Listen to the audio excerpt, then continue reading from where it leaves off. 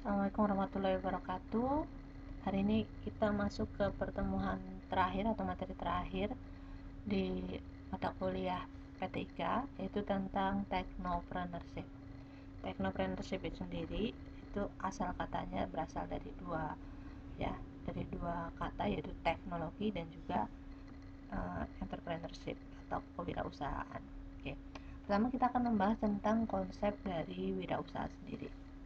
Wirausaha merupakan pengambilan resiko untuk menjalankan usaha sendiri dengan memanfaatkan peluang-peluang untuk menciptakan usaha baru atau dengan pendekatan yang inovatif. Ya, misalnya merubah sesuatu menjadi hal yang lebih bermanfaat yang dibutuhkan banyak orang. Sehingga usaha yang dikelola nanti berkembang menjadi besar. Nah, ini salah satu pengertian dari wirausaha. Nah, kewirausahaan sendiri tadi berarti ada pengambilan risiko, ya bisa untung, bisa juga rugi dulu dalam menjalankan usaha sendiri. Kemudian peluang-peluang yang ada dimanfaatkan dan menciptakan usaha baru. Ciri-ciri dari kewirausahaan sendiri menurut Scarborough dan Zimmerer ini ada beberapa ya. Yang pertama adalah desire for responsibility. Itu ada seorang wirausaha itu punya hasrat untuk bertanggung jawab terhadap apa? Terhadap usaha-usaha yang dirintisnya, ya. Kemudian yang kedua adalah for moderate, yaitu preference for moderate risk. Ini ada punya kecenderungan untuk bisa mengambil resiko, jadi bukan tipe orang yang diam di tempat, ya. Dia berani mengambil resiko, mengambil keputusan, lalu bagaimana cara mengatasi ketika resiko itu datang, ya. Yang berikutnya adalah confidence in their ability to success. Percaya, yakin bahwa dia akan menjadi orang yang sukses, ya. Ini juga perlu dimiliki oleh seorang wirausahawan. Kemudian yang berikutnya adalah desire for immediate feedback. Ini punya hasrat ya untuk mendapatkan umpan balik sesegera mungkin, atau bisa balik modal dan juga menghasilkan keuntungan secepat mungkin. Kemudian ini modal semangat ya. Kemudian yang berikutnya adalah high level of energy, punya semangat dan juga dorongan kerja keras yang tinggi ya, karena tanpa ini pasti mager, tim rebahan misalnya. Kemudian ada future orientation, ada orientasi masa depan yang jelas ya, bagaimana dia melihat bukan hanya saat ini tapi juga di masa depan itu apa yang dibutuhkan dan dia sudah memulainya dari sekarang. Kemudian skill at organizing, yaitu bagaimana dia punya kemampuan untuk mengorganisasi baik itu sumber daya manusia ataupun sumber daya lainnya yang ada di usaha dia. Dan yang terakhir adalah value achievement over money. Ya, ini mempunyai tolak ukur keberhasilan dalam finansial ya, untuk mulai suatu kerja. Jadi punya target. Saya akan dianggap sukses kalau misalkan saya bisa menjual ini dengan target berapa gitu ya. Jadi bukan asal-asalan. Nah, itu adalah beberapa ciri-ciri dari kewirausahaan. Dan yang berikutnya adalah proses dari sebuah kewirausahaan itu memiliki 4 fase. Yang pertama adalah fase identifikasi dan juga evaluasi peluang. Jadi dia akan melihat di masyarakat misalnya, oh ini ada peluang apa, dan kemudian diidentifikasi ya, kira-kira bisa nggak misalkan dia mengambil usaha tersebut ya. Contoh misalnya ini usaha apa, misalkan usaha di sekitar rumahnya ini banyak sekali misalnya tanaman bambu gitu ya. Kemudian usaha itu mengidentifikasikan, oh di sini banyak tanaman bambu tapi belum banyak dimanfaatkan. Akhirnya dia membuka peluang, oh bambu ini ternyata kalau diolah menjadi kerajinan misalkan akan mendapat nilai jual yang tinggi ya. Kemudian dia membaca peluang tersebut. Lalu kemudian mengembangkan rencana bisnis, misalnya tadi perusahaan kerajinan yang dia buat baru berkembang di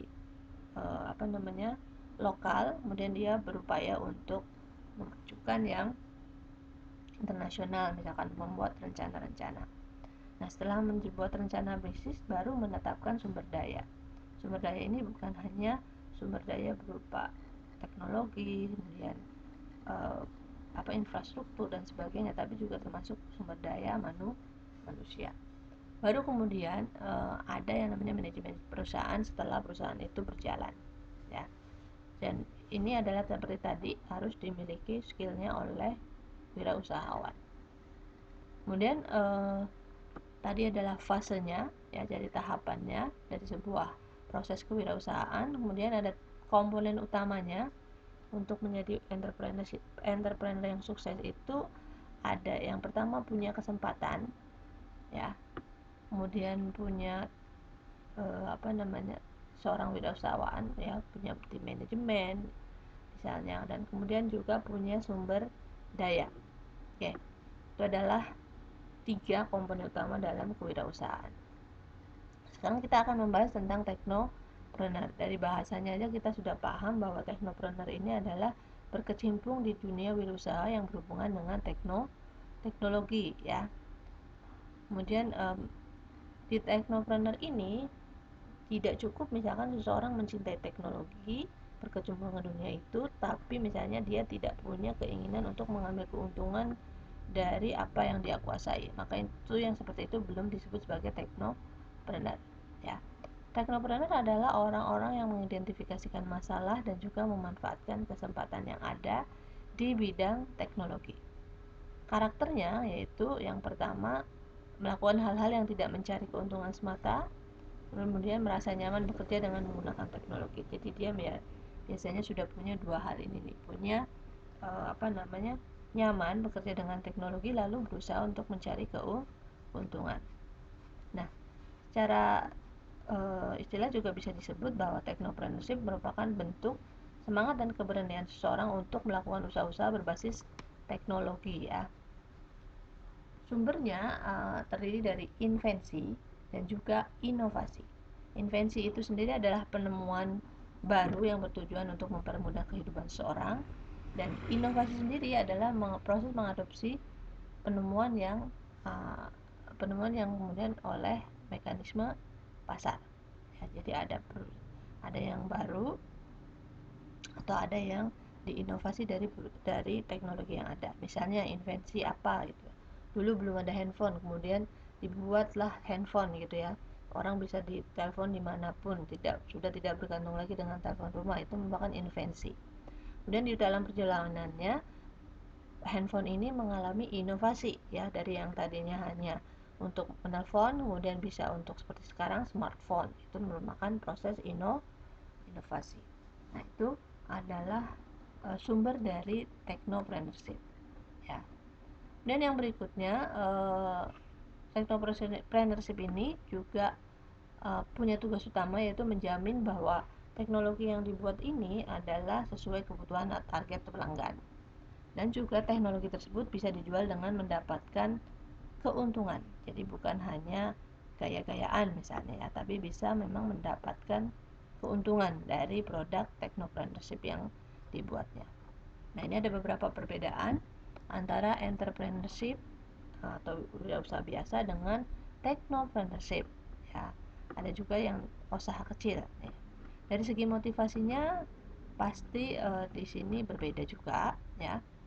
Kemudian teknopreneurship ini pasti lebih di sini dianggap sebagai orang yang lebih revolusioner, kemudian sama-sama memiliki kompetisi dan juga resiko, ya. Kemudian dia menciptakan teknologi baru. Kemudian juga kalau teknologi biasanya yang berikutnya adalah punya kepemilikan, ya, menguasai pasar, saham kecil dari misalkan nilai perusahaannya juga terus bertambah. Kemudian kayak manajerialnya, ya, ini perbedaan dari ketiganya, dan juga dari kepemimpinan juga bisa dilihat perbedaannya. R&D-nya, research and development-nya, dan juga inovasi. Biasanya untuk yang technopreneurship dia mempunyai R&D yang cukup cukup profesional, ya, karena mereka memang yang di bidang teknologi itu hitungannya boleh dibilang setiap detik teknologi baru itu muncul, maka mereka harus terus dalam berinovasi untuk produk mereka. Kemudian outsourcing Oke, berikutnya adalah di bidang outsourcing dan juga jaringan kerja. Ya, biasanya untuk apa namanya, technopreneurship mempunyai banyak penawaran. Ya, kemampuan khusus yaitu kemampuan di bidang teknologi. Kemudian potensial pertumbuhannya untuk technopreneurship, karena sekarang sudah zamannya teknologi, tidak bergantung lagi dengan manufaktur. Technopreneurship mempunyai pasar yang luas.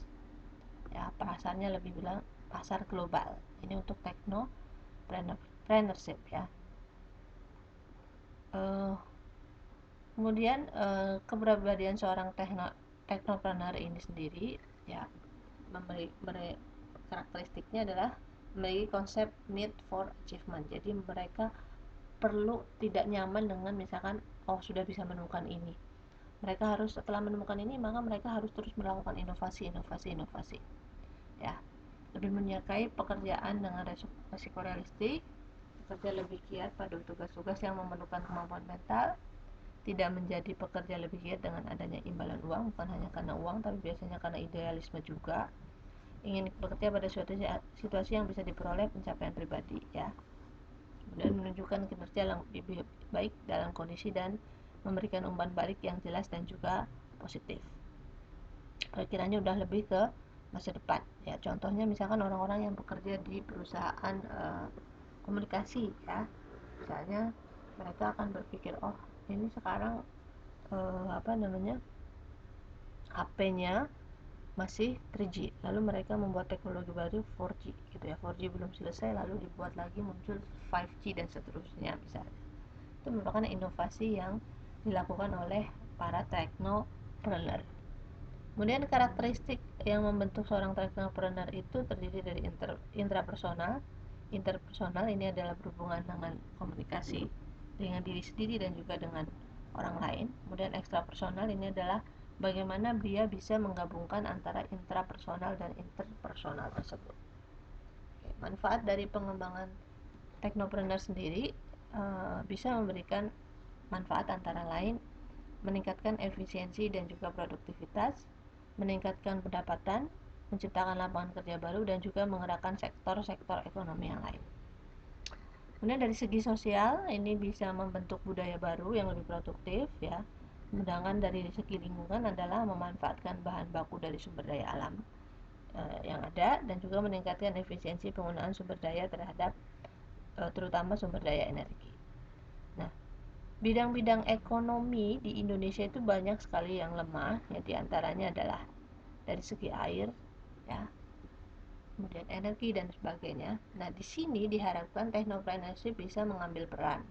Peran untuk apa? Untuk memberdayakan ekonomi lemah ini agar bisa menjadi atau bisa menguatkan ekonomi bidang-bidang di ekonomi lemah ini. Contohnya water ya, air. Ini teknopreneurship bisa memiliki peluang nih bagaimana misalnya mengolah air bersih untuk masyarakat Indonesia ya. Dengan apa? Dengan cara menciptakan teknologi baru misalnya. Teknologi penyulingan baru ataupun yang lainnya. Kemudian energi ini juga Indonesia masih banyak sekali menggunakan energi fosil ya. Bahkan listrik kita pun bahan baku fosil, maksudnya adalah bahan baku yang bisa habis suatu saat nanti ya, karena listrik kita masih banyak menggunakan batu bara gitu. Dari segi teknologi technopreneurship ini sebenarnya masih sangat terbuka peluang untuk mengembangkan misalkan listrik dengan energi yang terbarukan ya, karena pemerintah belum terlalu mengambil porsi di situ. Misalnya dari pihak swasta bisa membuat misalkan energi terbarukan ya, listrik dengan energi terbarukan misalnya cahaya matahari ya. Bagaimana caranya gitu ya, dengan membuat atau menjual paket-paket solar system misalnya. Kemudian dari segi kesehatan ini juga penting untuk masyarakat. Bagaimana misalnya teknopreneurship mengambil peluang ini bahwa setiap saat sampai dengan mereka manusia meninggal itu pasti selalu membutuhkan yang berhubungan dengan kesehatan. Lalu bagaimana caranya membuat teknologi yang bisa membantu kesehatan masyarakat misalnya. Kemudian agrikultur dari segi pertanian juga petani Indonesia masih sangat jauh persaingannya dengan petani luar negeri, karena di luar negeri kenapa bisa murah misalkan sayuran bisa lebih murah yang diimport daripada yang lokal, karena di luar negeri untuk mendapatkan sayuran dengan dengan jumlah yang sangat banyak, mereka membutuhkan waktu yang lebih sedikit daripada dengan yang kita butuhkan gitu ya, karena mereka sudah menggunakan teknologi-teknologi yang maju. Nah, mungkin untuk teknologi di bidang agrikultur di awalnya akan sangat mahal investasinya, tapi kemudian di kemudian hari karena penggunaannya bisa jangka panjang, itu menjadikan menghemat biaya ke depannya. Kemudian biodiversity atau keanekaragaman hayati, ini juga memerlukan sentuhan dari para technopreneurship, yaitu bagaimana caranya untuk mempromosikan kekayaan hayati Indonesia agar dikenal oleh seluruh masyarakat, dengan cara membuatkan aplikasi tertentu ya untuk mengenalkan biodiversity di Indonesia. Nah, kemudian di technopreneurship ini dianggap sebagai sesuatu yang memang harus diberikan perhatian khusus ya, terutama oleh pemerintah. Dan juga kalau pemerintah sudah memperhatikan bidang tersebut, maka perguruan tinggi akan mengikuti. Dalam hal ini pemerintah diharapkan bisa yang pertama meningkatkan intensitas pasar untuk entrepreneurship ya. Bagaimana caranya agar pasar itu menggeliat atau misalkan bersemangat dalam technopreneurship ataupun entrepreneurship ya. Misalnya dengan cara membuat atau membuka pinjaman modal yang dengan bunga rendah ya. Kemudian membuat peraturan-peraturan yang berpihak pada wirausahawan gitu ya. Kemudian regulasi pasarnya juga dipermudah dan sebagainya. Kemudian yang kedua, peningkatan ketersediaan kredit dan modal ya tadi ya sudah Ibu sebutkan. Dan yang ketiga, mengembangkan program yang mendukung entrepreneurship, misalkan membuat pelatihan-pelatihan untuk UMKM ya. Yang keempat, memprakarsai program pelatihan entrepreneurship tadi ya. Kemudian 5, mereformasi regulasi pasar untuk memfasilitasi penetrasi pasar. Misalkan pemerintah juga bisa membuat misalkan kayak seperti kemarin program sertifikasi halal untuk UMKM secara gratis misalnya. Dan meningkatkan peluang atau kesempatan entrepreneurship bagi para wanita dan juga kaula muda. Dengan cara apa? Dengan cara seperti tadi menggalakkan pelatihan-pelatihan wirausaha bagi kalangan wanita dan juga kaula muda. Kemudian kiat-kiat dari suksesnya technopreneurship, yang pertama dalam melakukan riset pasar, kita cari tahu kebutuhan pasar apa yang sedang diminati apa, dan kemudian di masa depan apa yang paling dibutuhkan oleh masyarakat. Kemudian membuat diferensiasi produk, misalkan produk yang akan kita buat sama seperti misalkan kita mau buat keripik gitu ya, ternyata tetangga sebelah juga sudah bikin keripik, maka kita buat diferensiasi apa nih yang membedakan keripik kita dengan keripik produksi lain. Kemudian menentukan pangsa pasar ya. Dengan menentukan pangsa pasar, kita bisa lebih efisien dalam membuat strategi-strategi dari usaha kita. Melakukan tes pasar ya setelah membuat produk misalnya, lalu berinovasi terus ya, karena jika tidak berinovasi akan tergilas, dan membuat hak paten atas teknologi yang sudah diciptakan. Kemudian dari segi perguruan tinggi juga diharapkan menyiapkan pendidikan teknologi IT, teknologi informasi yang berbasis technopreneurship ya. Di antaranya memberikan kontribusi konkret dalam mensiasati masalah pengangguran intelektual di Indonesia. Kemudian mengembangkan spirit kewirausahaan di dunia perguruan tinggi dan meminimalkan gap antara pemahaman teori dan juga realita praktek. Jadi di perguruan tinggi sudah mulai mengkampanyekan atau membuat program-program teknopreneur ya. Itulah beberapa pengertian dari atau pembahasan mengenai wirausahaan dan juga technopreneurship.